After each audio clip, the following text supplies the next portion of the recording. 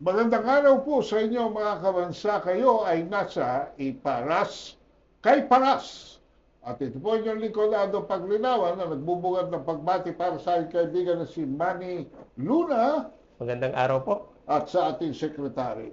Magandang araw sa lahat nating mga kababayan all over the world na nakikinig dito sa ating programa, lalo na yung marami nating mga kaibigan ng mga OFW sa Japan, sa Kuwait, na mga kasalamuhan natin araw-araw sa ating social media.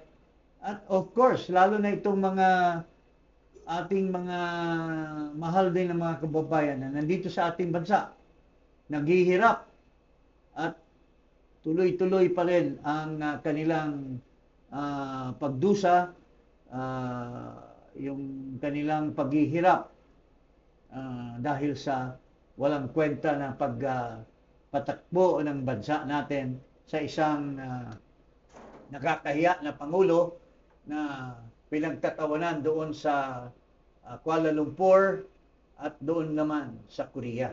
So, ngayong hapon, mga kababayan,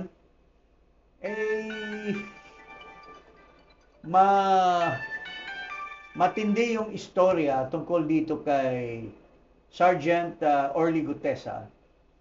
Dahil so far, from my personal point of view, which is also the views of many people, ay sa nalatag ng mga testimonies or ikangay paglalahad ng mga testigo ng kanilang mga nalalaman tungkol dito sa napakatindi ng mga korupsyon or plunder ng pera ng bayan dito sa ating sinasabing pangungurakot sa flood control project.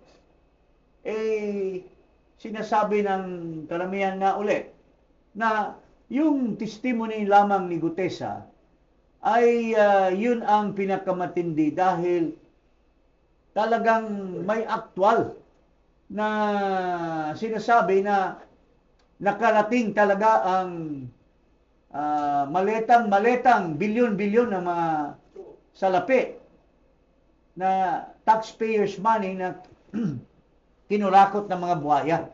Nakarating doon sa bahay ni Saldico, nakarating din sa bahay ni Martin Romualdez, allegedly, at nakarating din sa Aguado na may sabi-sabi na ito daw ay intended sa isang mag-asawa Across the street. across the street na nakatira diyan sa tabi ng Pasig River.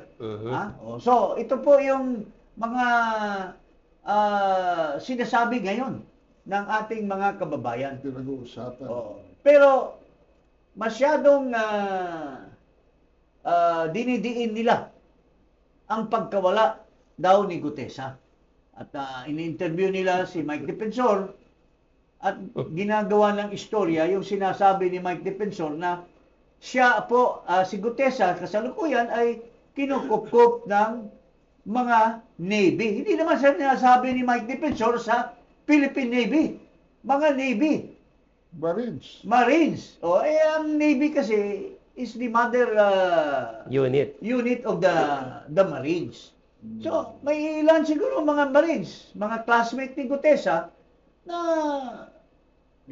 pinoprotektahan siya dahil his life is in danger. Can you imagine? Tinitestify mo yung pangungurakot ng dalawang napakatindi na opisyal, napaka-mataas na opisyal that by their flip of their finger, they can command any Tom, Dick, and Harry to kill him. Lalo na kung ang pinaka-mastermind na sinasabi nila, si Marcos Jr., na siya yung nag-release ng pera para makurakot, lalo na kung yun ang may pakana na patahimikin si Gutesa, di umano, talagang in danger yung buhay ni Gutesa, paring Ado. Anong masasabi mo? Yung discuss natin doon sa earlier podcast natin, ay pinupuntasan nila ito si Gutesa sa notaryo. Ngayon naman, dito sa mga involvement ng mga Marines. Oo. Eh ito si Gutesa, tandaan natin nagbigay ng direct at personal knowledge testimony. Kaya ito, daming smoking gun ito. Yeah. I consider it a bombshell, no? Mm. So, natural na yung mga naapektuhan, Sec Jing and Ado, siguro hindi na makatulog. Hindi na makatulog kasi Natalindol. lalo na if this will be corroborated according to the interview of Mike Defensor who has the direct contact earlier na nilapitan siya at nilapit niya kay Marcoleta, mayroon pa daw iba na mga kasama ni Gutesa Correct. who were hired security or Delivery boys ng delivery basura. boys ni Saldico. So there will be a really dangerous collaboration, dangerous situation as far as the culprits are concerned. Meron akong nabasa, Mm. Sec Jing, Ado, na parang meron nagsi-casing dito kay Orly Gutesa. Oo. So, it heightens the danger and the risk on the life and personal security of Gutesa. Kasi alam mo, itong smoking gun, ito pa lang ang una na who really had, although sila Bryce Fernandez, si Alcantara, has already mentioned the names and has also sinasabi po nila na nag-deliver sila ng malitang-malitang salapi doon sa bahay ni Saldico at sa kanyang dito sa Valle Verde 1 at doon naman sa Horizon na Condominium. nasa condominium ng BGC. Shangri-La, BGC. Pero walang direct link dito kay Martin Romualdez. It was only this guy, Gutesa, na nag-identify kay Martin Romualdez as the alleged recipient ng malitang pera na diniliver doon sa kanyang bahay. Pero furthermore, may diniliver doon sa Aguado. So, it is very close to the doorstep of the mastermind. And we are aware of that place, Sec Jing, Alam ko yan, dahil dyan kami kumakain madalas. sa isang restaurant. Yung ito naman katapat, Casa Roses, dyan Yes. kami kumakain ni Paring Manny. Pero yung bahay, kapunta na rin ako dyan. Oo. Magara na bahay yan. Oo. Akala mo, pader lang na makikita mo pero sa loob. Multi-million worth of property. Furnitures, may swimming pool pa, and everything. So, And ang opisina ng mataas ng opisyal ay across the street lamang. yes. And Oh. ito po. Pero maliban dito sa mga pinaggagawa, lalo na itong kuratong baleling senador na parang imbis na itong kuratong baleling senador na chairman ng Blue Ribbon, instead na maging interesado siya to cultivate the testimony, sinisiraan niya yung testimony by casting doubt through the credibility issue of Gutesa na eager beaver siya na sirain yung testimony by establishing na yung notary public daw ay pinorge. Pero wala naman siyang proof. Itong si Coratong Baleling na senador, wala naman siyang proof na si Gutesa ba talaga ang, it's a different story when you allege there was a forgery. Forgery by whom?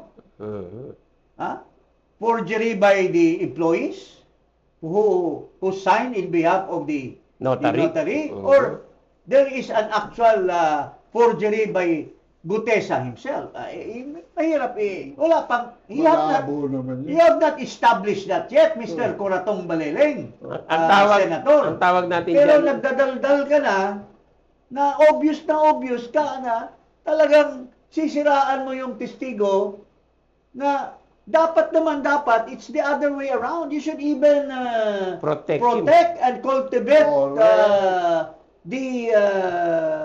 because you are the chairman of Wala ka dapat a pinapakinggan. fact-finding committee in the Senate. Bias na bias si Ping. Na obvious ka, Mr. Coratong You are acting again like the real killer of the Coratong Baleling. Pero ako, Di umano. naiintindihan ko siya dun sa issue ng mga Marines. Mm. Kasi ito si Coratong Baleling, nagtago din ito eh. Oh. Nung hinahanap siya. Di ba? And Tinago rin siya the ng mga guy who kapwa can niya pulis. testify the real story behind that fact na nagtago ito is Wally Sumbero, who told me everything about the real thing that happened. So, ang nangyayari dito, si Senator Lacson is resorting to what we call discrediting the witness. When in Ito. fact, he should even be the one protecting. Oo, So baliktad eh. na-obvious tuloy siya na somebody is on top of him, maybe is paying debts. Oo. So, yun po mga kababayan. And now, it would seem that hindi lamang yung discrediting Gutesa, making it appear that he was forging the documents, which there is no proof. Pangatlo, ngayon, the bearer of good news who facilitated Gutesa, sinisiraan naman nila ngayon si Senator Marcoleta and Mike Defensor na pinilit lang daw. May nilalabas ngayon na trolls. Pakinggan natin itong revelation ni Senator Marcoleta. Merong post sa isang page na kung tawagin ay Kabayan Patrol. Nako. Sinirculate ito across sa social media. Ito Viral yung yan. nakalagay na post. Na, kung pwede na si Direk. Ayan. Ayan, sinasabi niya, Orly Gutesa breaks silence. Pinilit lang ako nila Defensor at Marcoleta. Aha. Isip-isipin mo yan, Jen. Gutesa admitted that he was forced to sign a fake affidavit against Speaker Romualdez out of fear and pressure. Ito, nakuha na namin kung sino yung gumawa nito eh. Yung page po mismo. Yung Opo. page na ito, ang ginagamit niya dyan ay mga troll farms, Makikita mo na troll farms kasi pinakita nila rito, ang mga accounts ay Vietnamese eh.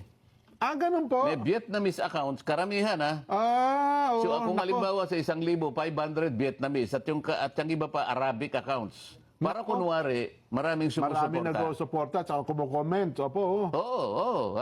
Ngayon, ibalik nga natin doon para makita natin. Kung makikita mo doon sa bandang ibaba, right Opo, side, opo. nakalagay Kabayan Patrol. Kabayan Patrol. Yes po. So parang ginamit pa yung logo nung TV station, opo, oo. isang TV station para magmukhang totoo. So nakikita nyo ngayon kung ano ang kanilang pakay. Opo. Gumagawa ng isang bagay na hindi totoo. Pinilit namin ni Mike Defensor si Gutesa para gumawa ng isang salaysay. Yan ho lumilitaw dyan. O isang bagay na kabaligtaran. Ngayon, anong pakay ng mga... Hindi lang ito dyan, Opo. Kasi kung punta tayo sa pangalawang slide dyan. Yan. Ayan. May requirements ang Meta kasi dyan, yung Facebook, na bago ka makapag-publish ng ads, kailangan meron silang mobile number, no? Yes po. Para magbabayad. Pinacheck ko yung mobile number. Ito ay nakarehistro sa isang tao na nagngangalang Luis Orbon. Ayan, Luis Orbon. Oo. Okay. So, isa sa pangalawang requirements ng Meta, kailangan meron kang email. So, makikita mo dyan ang email nila. Ayan, hello at cdgminds.com. Ang ano kasi, CDG yung, yung ang ginagamit nila ay CDG. Yung advertiser is CDG Media Minds. Yes. Ayun makikita mo, no? Aha. So, yung phone number nakarehistro kay Luis Orbon, ayan ang email nila. At ang website nila, nandyan din dyan, mababasa mo, cdgmediaminds.com. Opo. Ang address nila ay Pasig City, NCR. Yes po. So, kung nakikinig si Luis Orbon din, Kung totoong tao man yan. Oo. nagtatago bilang CDG Media Minds sa anino ni Luis Orbon. Oo. Huwag ka na magtago sapagkat alam mo, kilala kita. Ano mo ba? Kilala niyo ba? Masyado namang babaw ang pagtatago kasi nila eh. Halatang halata. Akala ba ganun nila? mo ba? Oo. Alam mo, Luis Orbon, siguro maaring na-underestimate mo ako na hindi ko kayang suriin kung nasaan ka o kung sino ka. Oo nga. Makukuha kita eh. Maghintay ka lang. Nakalagay doon, pinilit daw ni La Marcoleta at ni Mike Defensor para mag-akusa si Gutesa kay Speaker Romualdez. So, if this is a self-inflicted mechanism to discredit Marcoleta and the person benefiting this is Martin Romualdez, it can only be deduced that Martin Romualdez may have And, paid these trolls. May have, allegedly, may have had a hand.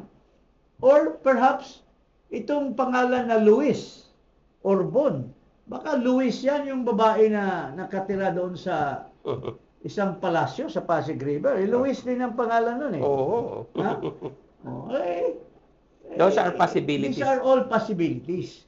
And the possibilities is close to the truth, the truthful. Hindi naman Luis yun. Maria Luis. Maria Luis. Pero this is usual. May sweet tactic din dito in black propaganda para ilihis ang issue papunta sa iba at maprotektahan yung mga masterminds. At may discourage with all this manipulation through the social media, Mambo jumbo. Mambo jumbo. trying to establish things that would discredit the witness. Wala nang ibang magko-corroborate. Matatakot na. Kasi with all this, parang lumalabas na Defensor and Marcoleta on the one hand will be discouraged kasi sinisiraan sila. At the same time, yung testigo, sabihin naman na, pwede pala tayong siraan dyan eh. Wala na tayong kakampi. Wala na kasi napakaraming pera itong mga kawatan. They can spend so much money to hide the truth from surfacing. Ngayon, dito naman sa report ng ICI, sinasabi nila na they have already endorsed itong ICI na napaka walang silbi naman talaga ito. Duplication ng work ng ating hustisya kasi this was really created, ICI, for the special purpose of putting a fence, putting a facade that will block reaching to the real mastermind of all this corruption. So, kung ang mag-imbestiga itong ICI, unang-una, walang subpoena power. Pangalawa, walang personnel, nagre-rely pa sa DOJ. Pangatlo, yung kanilang report, reviewable by the suspect, the mastermind allegedly of this corruption. Kasi, hindi naman maglalabas yan ng final recommendation kung walang, hindi ba yan sinusubaybayan ni Executive Secretary? O bakit nga, nagtataka din tayo, bakit itong Executive Secretary, nangurakot din daw eh. Sabi ni Robert, Olaibar. Hindi, itong si Yusek. Bernardo. Yusek Bernardo has stated that he was approached by the right-hand man of Sani Angara. I know this Trigib. He's a good friend. Pero he works for Angara. And why is he the one trying to reserve commission for the corrupt official in Malacanang. And allegedly, he named the executive secretary na may porsyento din pala dito sa kinakahon nilang pera. Pare, Yeah. And there's only one person who can be suspected because itong tao na ito, hindi lang ngayon, marami nang sabi-sabi sa panahon pa na huwis itong taong ito. Notorious. Oo, tapos naging CA yata ito. It follows His reputation follows until he became a member of the judiciary. Maraming Of the kwentong Supreme Court. sabi nila kwentong kutsero, pero yung iba naman nagsasabi, nagbubulong, pare, nagbigay ko diyan pare, ganito yan Oh, tapos ngayon napapatunayan na kumukurakot pa din after all the years. Ano masasabi mo diyan, paring Ado? Ikaw, you've been in the halos kaedad mo itong tao na ito Mas matanda ako dyan. Mas matanda ka? 80 ka na ba? 78 na ako. Ito, Almost the same. almost 77 the same. yata yan. So you know his whereabouts. Ay, matagal na pinag-uusapan yan. So people will surely believe because they know where he came from. So tapos siya yung nagsusubaybay sa ICI. Pagka may mga flag, red flag, huwag yan pare kasi aabot yan doon sa taas. Huwag niyong isama yan sa recommendation. So, hindi niyo. pala independent talaga Hindi yan. independent. Dependent. Dependent. Yan Dependent commission. Palukas-lukas yan pero hindi umaamin. No? Lumulukas-kas. Pero hindi umaamin. So, yun. Sinabi nitong ICI, they have recommended to the ombudsman, which is really a duplication because sinasabi ni incoming secretary na matino na tao sa DOJ, itong marami daw maligaya doon sa DOJ ngayon kasi mukhang ang magaling at bright na bata na pwedeng maging secretary diyan ay itong si Jesse Andres. At sinasabi niya na talagang nagki-case build up na sila. At sila naman ay may mga dokumento na at mga ebidensya na which were forwarded by the Senate. Seryoso. They were about to file. Bakit inuuna? Doble. You know, when you establish an office like a bureau or a commission, it entails a lot of money. You will increase the bureaucracy. So, bakit pa may DOJ na who's doing the works, the investigation, and the ombudsman itself also has the power to investigate. Motu proprio. Ang problema dyan ngayon, partner and Ado, baka magkaroon ng complication kasi separate entities are investigating. So, what if the DOJ comes up with a set of findings na medyo iba doon sa ginawa ng ICI? What if the DOJ finds that Romualdez and Saldico are involved? Tapos ang ICI, sinabi ni Marcos, huwag mong yung pinsan ko. May supervisory power siya ang ICI Kasi dinadalaw yan ng representative ng US Embassy. Hindi, ang hindi, ang iba. theory ko doon, Iba yun. si Trump walang tiwala kay Marcos. Iba yun. Kaya nga Iba naman yun. hindi pinansin eh. Sabi siguro ni Marcos, tingnan mo nga Seryoso ba ito? tingnan mo nga yung ICI na yan.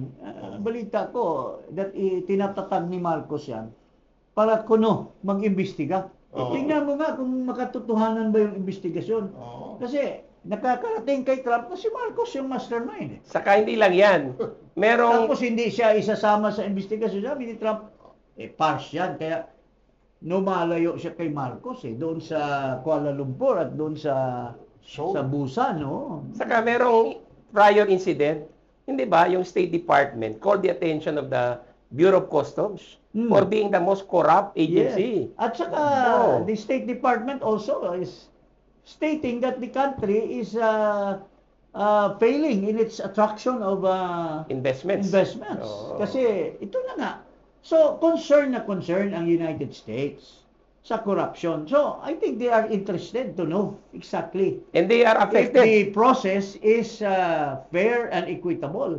Affected, partner, because according to the State Department, hinihingan ng Bureau of Customs, some of them there, Siyempre. ng bribe itong mga Kasi, siyempre, pagka US korporasyon. Embassy, may mga parating na mga klarong-klaro, wala namang pinipili dyan sa Bureau of Customs, pambihira naman, eh.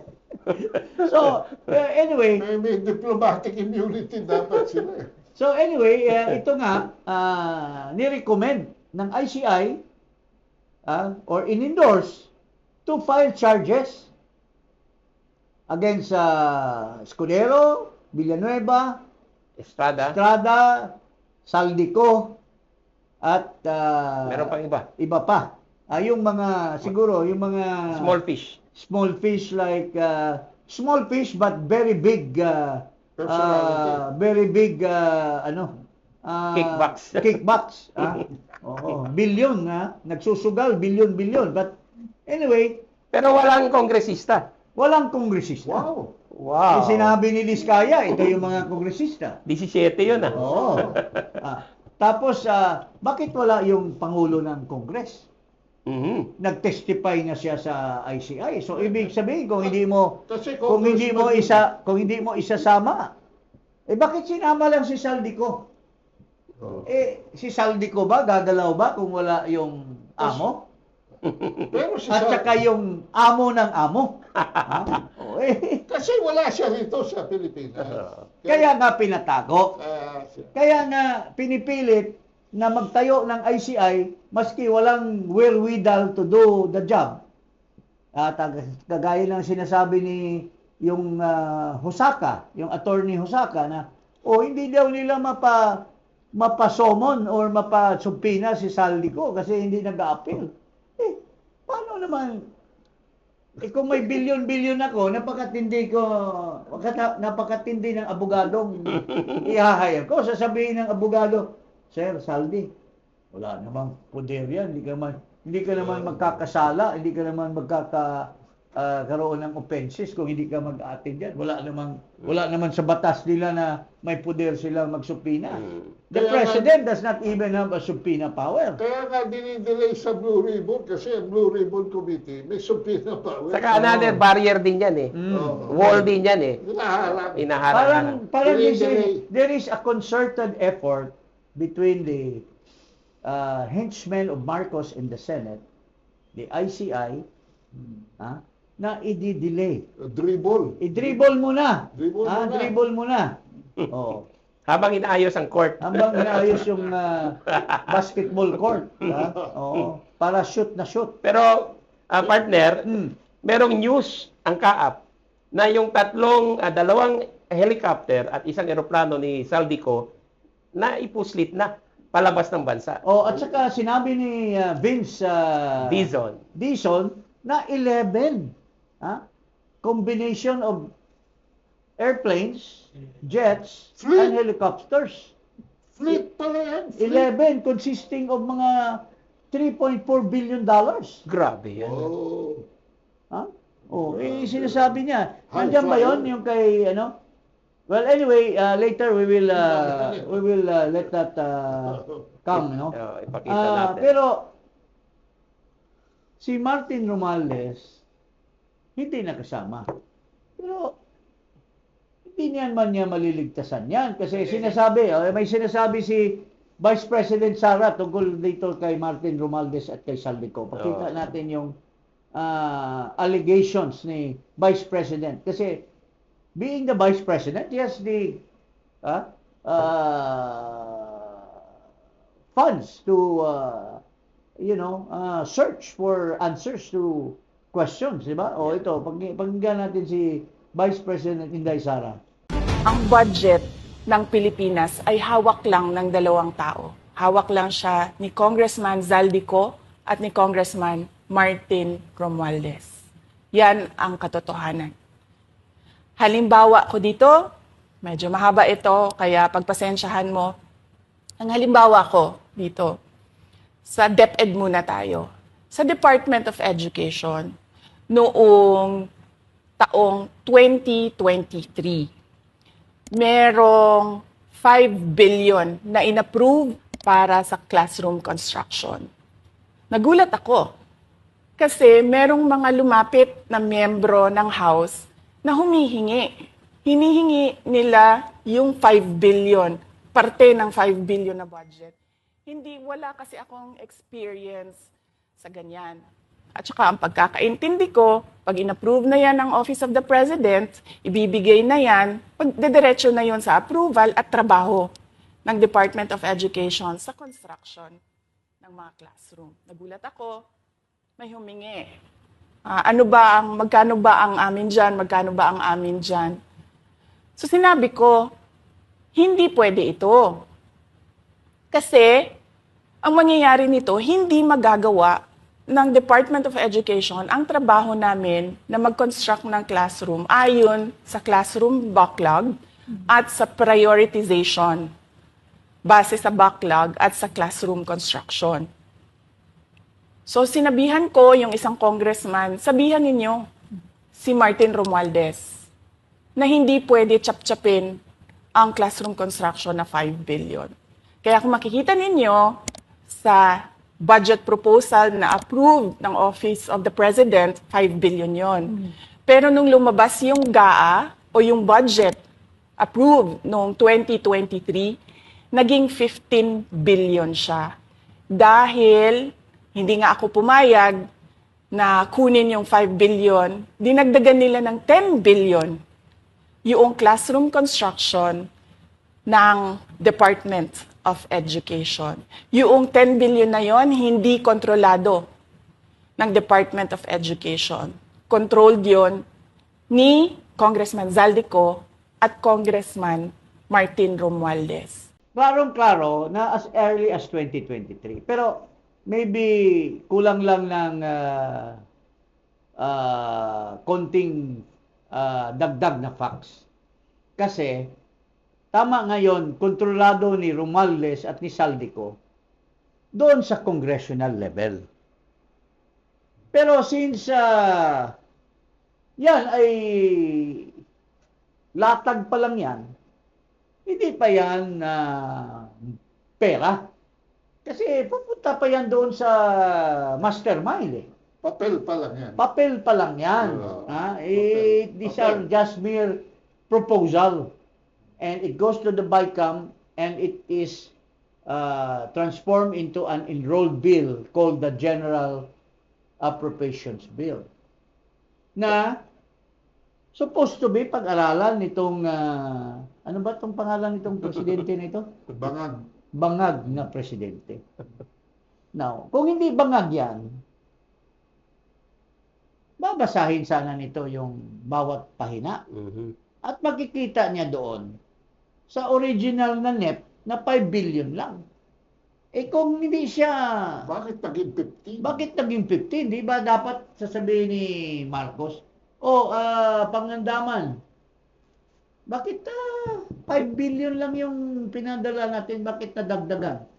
Saan nabawas? Kasi when you talk of the budget, you can no longer increase. Yeah. You can move. Babawasan mo ito, babawasan mo yan, at idadagdag mo. So, mayroong mga nababawasan para lang ma-satisfy yung cravings na mangurakot ang mga membro ng Congress, dinagdagan ng 10 bilyones. So, kung hindi ka tanga, at hindi ka kurakot, at hindi ka kasabwat, kung presidente ka, dapat sana nagkaroon ng flagship, na red flag. At takyasin mo uli yun. Masyak ka kaagad eh. You veto them. Veto mo. And, or send it back. That's your prerogative under the Constitution. That's within your power and your obligation as a Bakit president. ganito? Dapat masyak siya. Malaki ang difference eh. 10 billion ang difference. 10 billion, mas malaki pa mas yung malaki pa. dinagdag At kesa. saka pare, Times nagkaroon na ng nagkaroon na ngayong reverberating effect. It has created a backlog in the construction of school building. Can you imagine in 2025? It was testified to by Vince Dizon na out of 1,700 classrooms, 22 lang 22. ang nagawa. Oh, 22. 22 22 lang. Oh. 22 hindi 38 o Tapos 46. kagaya ng Maliit naman. kagaya ng housing. Nagyabang itong sino to? Bangag. Oh, nagyabang itong Bangag na 1 million houses per year. Mhm. O ilan na, more than 3 years na. Doon sa isang hearing sa Congress, Anong lumabas? Ilan? sabi ni Toby Chanco, ilan ba? Kasi ang dating sekretary dyan na sinungaling, ang tawag nila putol. Kasi putol yung kamay. Pinutol siguro sa asawa yan, o hindi natin alam. Baka Yakuza. Yakuza siguro. So yung putol, Yakuza. 12,000 lang out of the tatlong taon, di 3 million. Can you imagine 12,000 out of 3 million? Anong klaseng performance mayroon tayo? 12,000. Tapos gusto niya 2022 to 2028, 6 years. Pero anong sabi nitong matino na sekretary, na si Secretary Aliling? Now, I will not be forced to lie about how much the capacity of the Department of Housing. The most we can do until 2028, until the end of, presuming that he will end in 2028, 300,000 lang. Mhm. So, an average of, 5, ha? 5, ano ba yan? 5%. Hindi, 5,000. Oh, 5, 6. kung 50,000. Kung 6 million, di 50,000 lang per year. 12,000 pa lang 3 years na nga eh. So 300,000, Na napakalayo sa target. layo. Ha? Oh. So, tama si Vice President Sara. Identified na yan. Oh. Tapos, hindi nga ni-recommend yung pangalan ni Romualdez. Si Saldico lang. Pero, anong sinabi ni Osaka? Tinanong siya, Sir, bakit wala pang mahirap kasi kasuhan yan, kasi ganito, wala dito, wala ganyan. It's hard to build up a case, sabi ni Osaka. Napaka-stupido nitong tao na to. Mayroon lang ebidensya eh. Akala ko ba, tapos na ang NBI, naka-build up na ng case. Oh, tapos anong sinasabi nitong McCoy?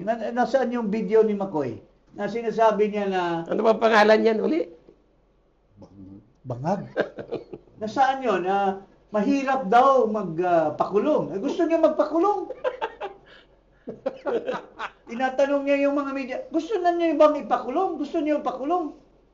Mahirap magpakulong. Kasi mag-build up pa tayo, may due process. Nag-testify na nga, nag-umamin na nga, Marcos Jr., umamin na nga ang mga culprits. So, May nag-testify na involved ito. Ano pang case? So, correct na yung sinabi mo kanina, Sec Jing, na parang may nilagay na wall. Oh. Para hindi umabot. Ay, hindi ka umabot doon sa isang mastermind. Dina-justify niya na Pader. May pader. Dina-justify ni I get messages all day, every day. Ikulong mo na yan. Alam naman natin kung sino sila. Ikulong mo na. Kunin mo lahat ng pera nila. Pagbenta mo na yung mga bahay nila, ibalik sa ano. What would then I be accused of if we did that? Secondly, if basta-basta lang tayo nagsasabi hindi maganda ebidensya, basta kasuhan mo na. Kung nanalo, kung maakwit, dahil hindi maganda ang pagkahanda ng kaso, technicality. Nagka-technicality. Can you imagine these people who have stolen billions from the government and from the people, nakawala dahil hindi maganda ang pagka-handle ng ebidensya? That would be much worse result. So, due process must be what must be observed. We must make sure na alam naman talaga natin kung sino sila. Yun ang pader. Ang clamor ng tao, ilabas mo na. Pakulong mo na. May pader, si God pader. Ano Oo. pa kaya kung ipapakulong mo, ngayon nga, hindi nga ma-cancel yung passport. Oo. At saka na ilalabas ang ebidensya. Pero ito, Diyos ko, ilang buwan na wala pa. si dating DOJ Secretary at saka Ombudsman, tinanong din siya tungkol kay Martin Romualdez. Mm. Kaya mo bang sampahan ng kaso si Martin Romualdez? Itong Oo. sagot niya. Oo. Okay. Oo. Ah, Sagot ni, sagot ni Ombudsman. Ombudsman.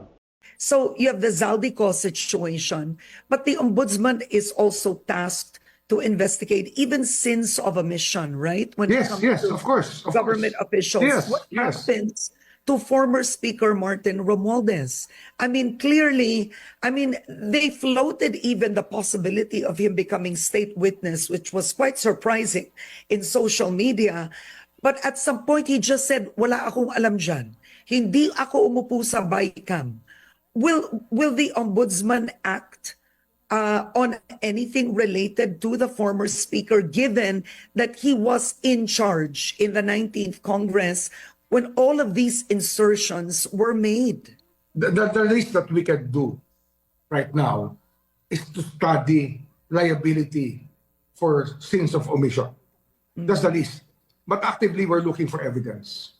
Everything will be based on evidence, Karen. We cannot pursue a case without any evidence. I think that that is the way the justice system should work. That's why evidence gathering is so critical here. And we will get there.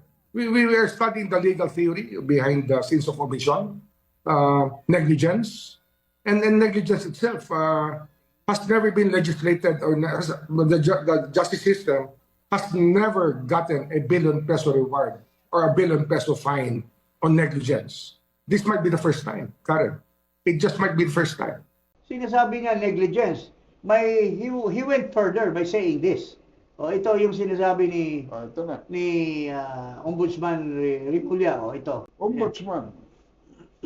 Romualdez may face gross negligence, not plunder charges.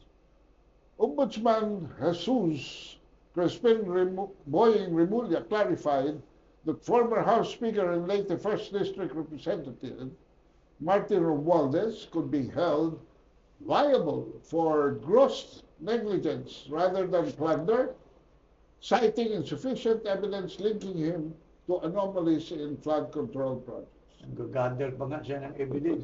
Tapos meron Under the revised penal code, penalties for gross Nagkakader pa eh. negligence range from arresto mayor to prisión correccional, depending on the potential consequences had the act been intentional. Okay.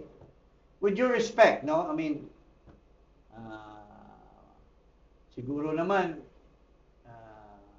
parehong eskwelahan kami na pinasukan ng pagka-abogado. Well, with due respect, a gross negligence under the RA 319 or the Anti-Graft and Corrupt Practices Law. 2019. Ito yung batas. If you committed gross negligence under Section 3, Paragraph E, ito yung dapat nating pagtuusan.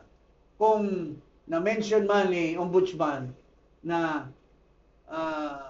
very clear na magkaroon ng gross negligence yung yung dating speaker, Martin Romualdez, ito po yung causing any undue injury to any party, including the government, or giving any private party any unwarranted benefits, advantage, or preference in the discharge of his official, administrative, or judicial functions through manifest partiality, evident bad faith, or gross inexcusable negligence. This provision shall apply to officers and employees of offices or government corporations charged with the grant of licenses or permits or other concessions. Okay. So it sticks. So, Yeah. so gross negligence is an act as It's a crime. stated by Ombudsman Remulla that Speaker Romualdez can be charged of gross negligence. Sinasabi doon, causing undue injury to any private party or the government. So, sa poll ito did he cause, by his gross negligence, did he cause undue injury to the government? Yes. Yes. Did he cause undue injury to the private party? Yes, the Filipino people. Yes. So who are the beneficiaries of his action, which constitutes gross negligence? Yung mga contractor. By allocating insertions intended for contractors to be awarded, clearly benefiting the contractors. Favored contractors. Favored contractors. Kasi according to certain allegations, kumukuha sila ni Saldico ng 25% Kickbacks. kickbacks. Uh-huh. Oh. So, you benefited yourself. You also made some Contractors. actions that will benefit the contractors as well as the DPWH officials and the congressmen. Other congressmen. Are congressmen that are considered private parties. They are not government in this sense. Yeah. Now, sinasabi ni Boying, wala daw plunder. Mayroong plunder yan. Ito, basahin natin Paano? law on plunder. Ito, basahin natin yung, kasi if gross negligence is considered a graft and corruption, series of graft and corruption Meron pa. that will amount to at least 50 million, which kung billion-billion yung maleta, more than 50 billion yan. Law on plunder. Series of criminal acts. The accumulation of wealth must be through a combination or a series of overt or criminal acts such as misappropriation, conversion, misuse, malversation of public funds, receiving kickbacks or other benefits from government contracts, illegal or fraudulent conveyance of government assets. Okay. So what are the specific enumeration that can be committed by any government official through the series of his actions? Causing undue injury to the government through manifest partiality, evident bad faith, or gross Inexcusable negligence. Negligence. Through gross inexcusable negligence. sa Sabi poll. ni Boying Remulla, walang plunder. Mayroon tayong plunder dito.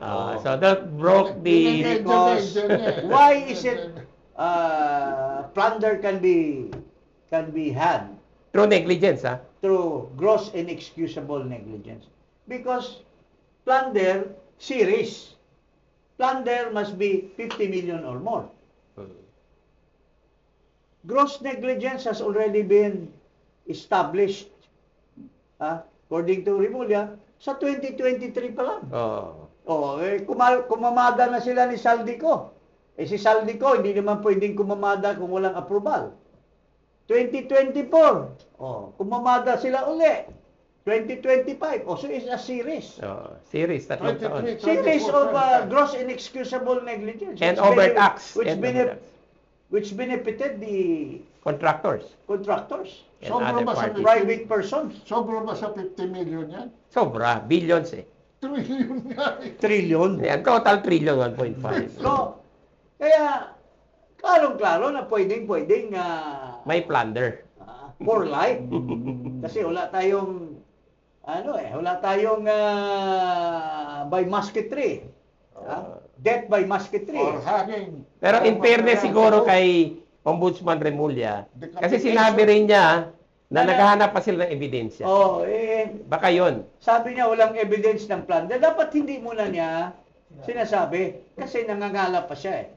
Oh, kung makita niya yung 2023, nakita niya yung 2024 plus the 2025 which is judged as the most corrupt Budget. Tulas na dila ko. Pero mayroon pang isa na dapat mas worse pa sa plunder. Kaya lang he is immune from suit at the moment. At the moment. No. Pero by any chance, kung may papalit na presidente, pwede pang habulin ito. Ito yung biggest fish. Oh, this is the biggest fish. Kasi siyang nag-release ng pondo ng karami-rami. Yeah. Di ba? Yeah. The Godfather. The Godfather. Talagang may pader kasi ICI is his pader. And remember, itong Pero plunder, mayroon ding tinatawag na father and son. Sabi ni Governor, 31 billion of flood control in Ilocos Norte. Oh. Hindi man lang inimbestigahan. Ha?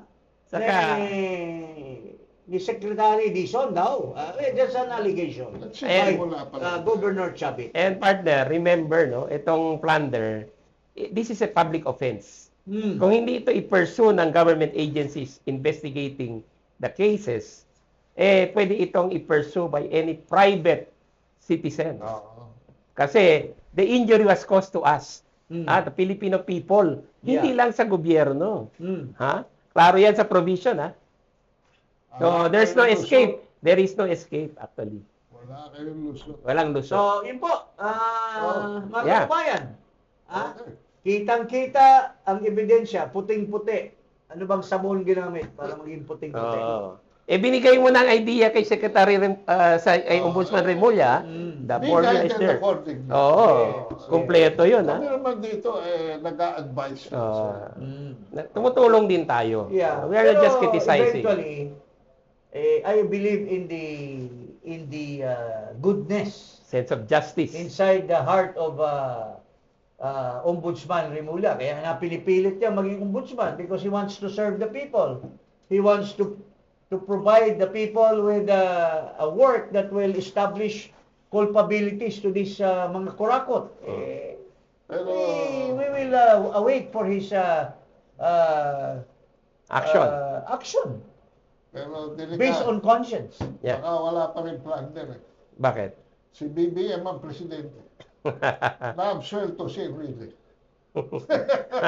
Well, that's another thing. That's another issue. Pero we will give the For benefit of the another day. doubt to Ombudsman Remulla as Secretary Jing Pero said. with due respect, kay Boying Remulla, ako, tama naman yung mga sinasabi niya against Martires. Ako, baka nga wala naman talagang basis. Maybe tama yung proseso.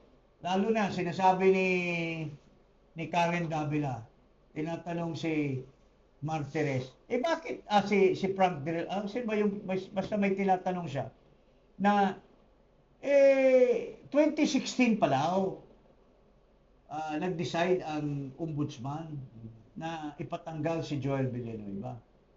Pero according to Martires, Villanueva timely filed the motion for So, reconsideration. panahon pa yun Carpio Morales. Carpio Morales pa naman. Umalis si Carpio Morales only in 2018. Ha? So, kung 2016, si Carpio Morales yung umupo sa motion for reconsideration, hindi si Martires. Ang nagsekreto si Carpio Morales. Ang nagsekreto si Carpio Morales.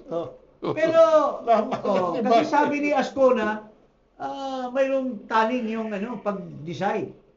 Si Martires, he assumed in 2018, in 2019, natuklasan niya na mayroong hindi inaksyonan si Carpio Morales. So, ginawa niya. Pero, tama pa rin si Boying na may sikreto. Kasi nag-file tayo ng kaso. Nag-file ako ng kaso against Hontiveros. Ha? Wala akong sagot. Tinago yung papeles. Pagpunta namin ni Attorney Luna doon, saka ko na lang, 1 month ago, na-dismiss na pala ang kaso na kidnapping of minor. Nag-file din ako. Oh, ikaw. Oh, sa ombudsman. Oh, sino yung pinailan mo? Si Belio. Oh, Secretary bakit mo Belio. pinailan si Belio? Ay, nako. Grave abuse of powers. And plunder? Oo. Wala naman. Wala naman Wala plunder. naman, wala. Maliit lang yan. Grab siguro. Grab. Hindi ko na alam kung ano nangyari. Tapos si Dante Jimenez at saka si Manny Luna, may pinail kayong kaso. Oo, Yeah. kayo. Sino ba yung pinailan nyo? Meron pa yun sa Di ba si Belio din? um, Hindi, si Kwan.